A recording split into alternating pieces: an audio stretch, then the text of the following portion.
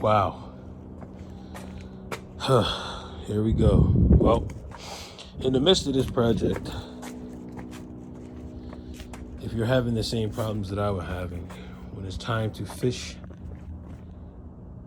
the left and right heated cords through this little spacing here, after you remove this panel, you gotta fish it in through up under there and around and hook up the little band clip right there, which it took me a while to find this location. The band clip goes onto this metal portion here, which is located right forward of the nut that's holding the gas tank down.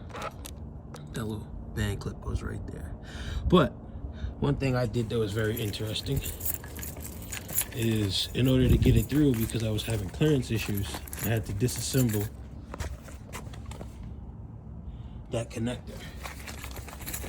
All right, and it required a little bit of MacGyvering and know-how and a little bit of, I guess, patience. But as you can see on the connector, the ports, some are blocked, obviously, but the rest are, filled in with the cables.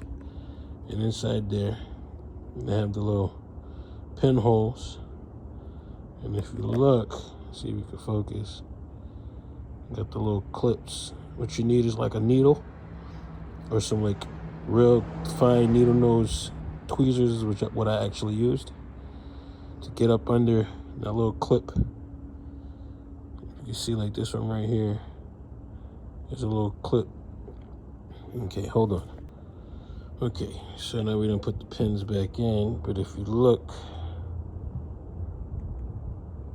where the pins are, right above the pins, further back, that's where you're gonna slide in the needle point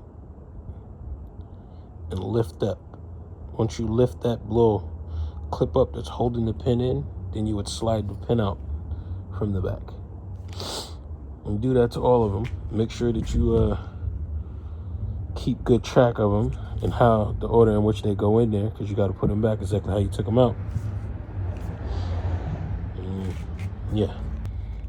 Now, once you get that through, you fish that through there.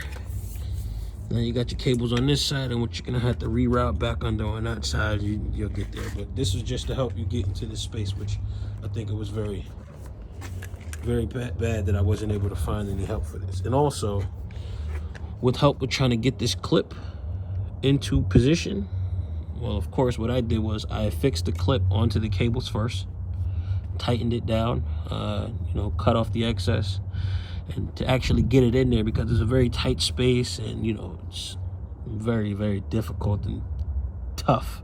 I guess, that stands for its resilience, how long it's gonna last. What I used was a flathead screwdriver, the one that comes inside the little toolkit. Shoved it right up in there. If you can see that, shoved it right up under the clip, like in between the clip and the wires, and used it to help index the clip so that I can just get it up in there and push it into place. And boom, that's how you get it done.